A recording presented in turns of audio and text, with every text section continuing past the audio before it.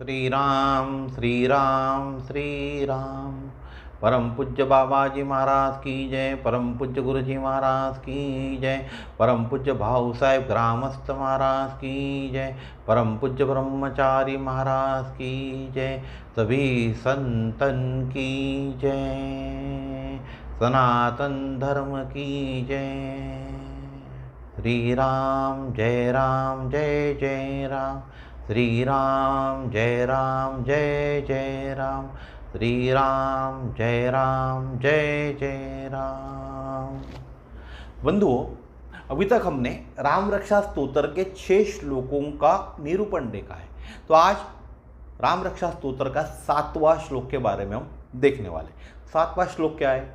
करौ सीतापति पातु हृदयं जामदग्नजित्, मध्यम पातु खरध्वंसी नाभिं जाम्बवदाश्रय। क्या है श्लोक? करौ सीतापति पातु हृदयं जामदग्नजित्, मध्यम पातु खरध्वंसी नाभिं जाम्बवदाश्रय।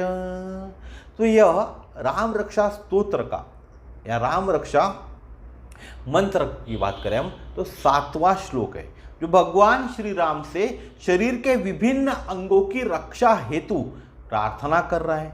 यह न केवल शारीरिक सुरक्षा का भाव है, बल्कि आध्यात्मिक और मानसिक ऊर्जा की भी रक्षा करता है। यह जो श्लोक है, यह जो मंत्र है। तो अब देखते हैं हम श्लोक के अंदर हम क्या बोलते हैं। करौ सीतापति पातु, ये जो हाथ है हमारे, मेरे दोनों हाथ की रक्षा सीता के स्वामी प्रभु श्री राम करें। फिर क्या बोलते हैं हम? हृदयम जामदग्नजित्, ये जो मेरा हृदय है, इसकी रक्षा वे करे जिन्होंने परशुराम को पराजित किया था। मध्यम पातु खरध्वंसी, मेरे मध्य भाग यानी छाती से लेके कमर तक, जो मेरी छाती है यहाँ से लेके जो मेरी कमर है उसके बीच का जो भाग है, उसकी रक्षा वे करे जिन्होंने खर दूषण का वध किया। फिर क्या बोलते हैं हम? नाभिम, यानी जो हमारी नाभि है, जाम्बवदाश्रय, मेरी नाभि की रक्षा वे करे जो जाम्बवन के शरण दाता है। तो आज के अनुसार बात करूं मैं 21वीं सदी के अनुसार, यह श्लोक शरीर के 4 महत्वपूर्ण अंगों पर प्रभु श्री राम की ऊर्जा और संरक्षण को आमंत्रित करता है।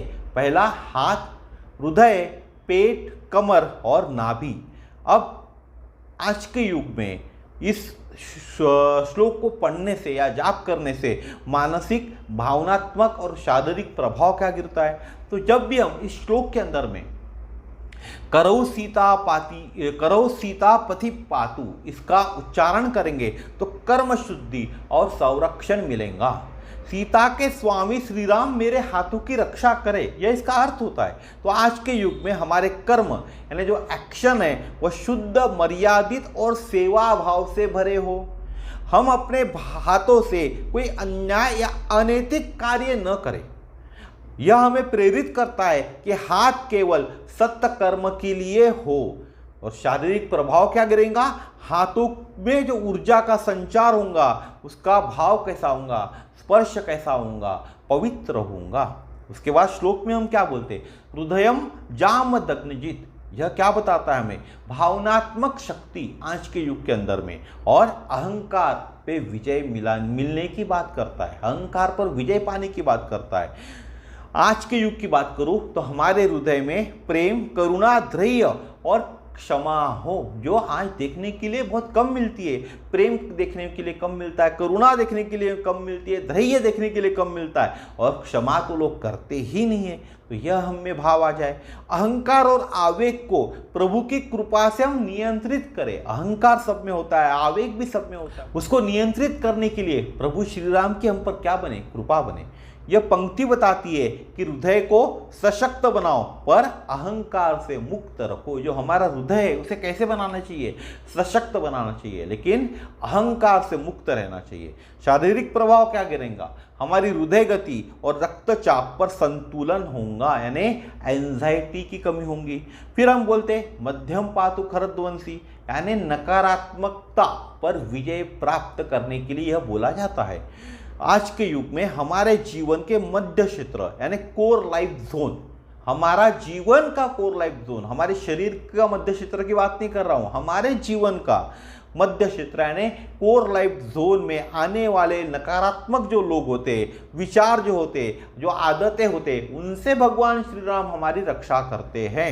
हमारे जीवन के कोर लाइफ जोन में आने वाले नकारात्मक लोग, जो आदतें हम में आई है, जो विचार हम में आते, उनसे रक्षा करने का अनुरोध हम भगवान श्री राम से कर रहे।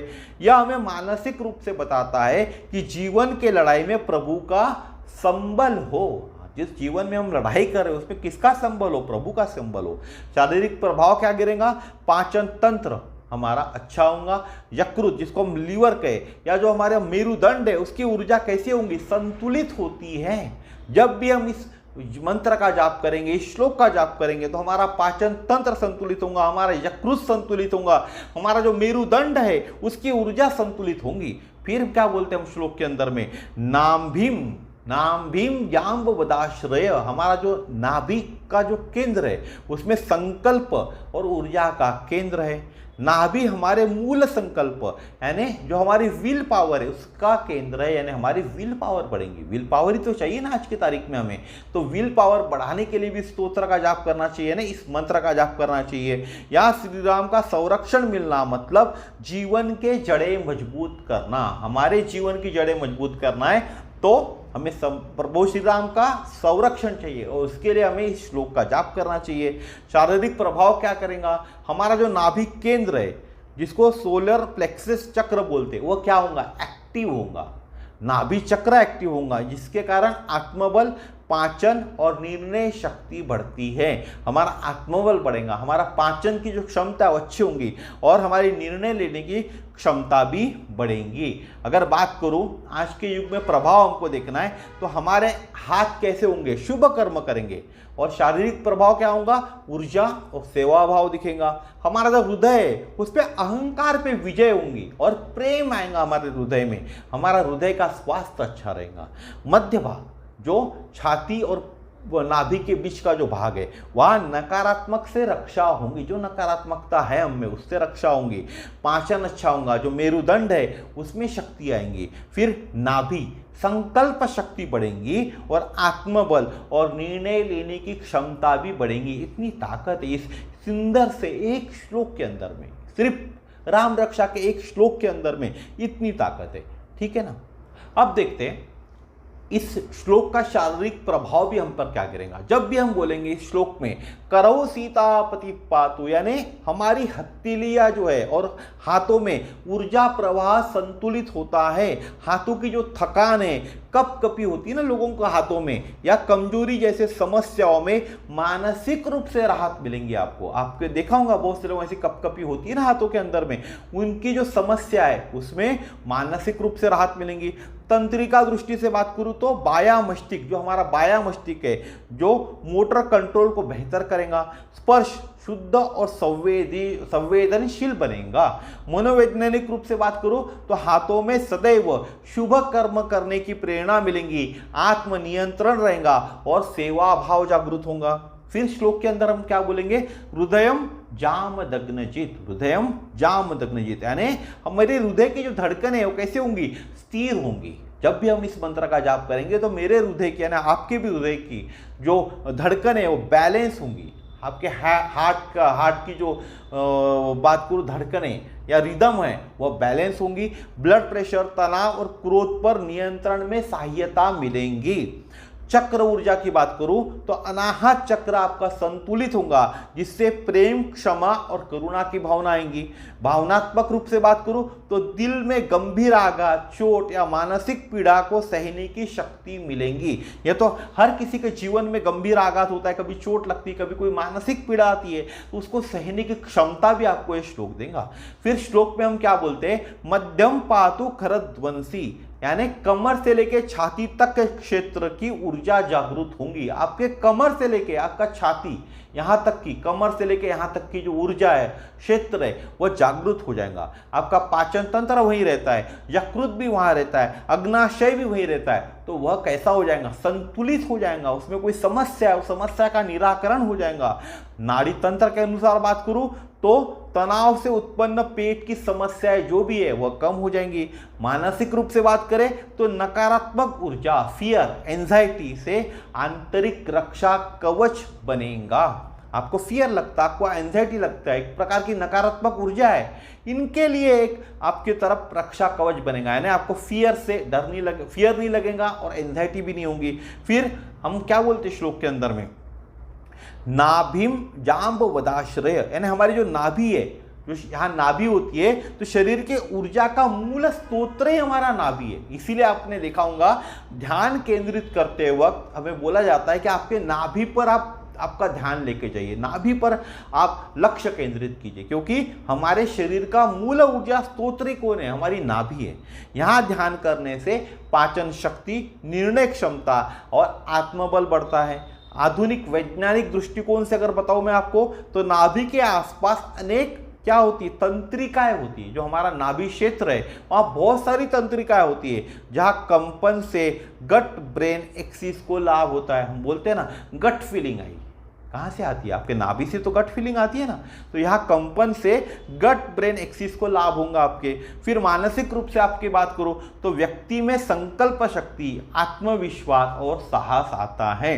अगर आपको संकल्प की शक्ति चाहिए, अगर आपको आत्मविश्वास चाहिए, अगर आपको साहस चाहिए, तो आपको इस श्लोक का जाप करना चाहिए। तो दोस्तों बंधुओं, आज मैंने फिर से आपको राम रक्षा के जो स्तोत्र है उसमें से 7वें नंबर का एक मंत्र बताया। आपको राम रक्षा स्तोत्र में से 7वें नंबर का श्लोक बोलूँ या 7वें नंबर का मंत्र बताया, जिसको जाप करने से आपको क्या फायदा होगा। तो दोस्तों बंधुओं, आज का वीडियो यहीं तक था। कल फिर मिलेंगे एक नए वीडियो में नए विषय के साथ। जय श्री राम।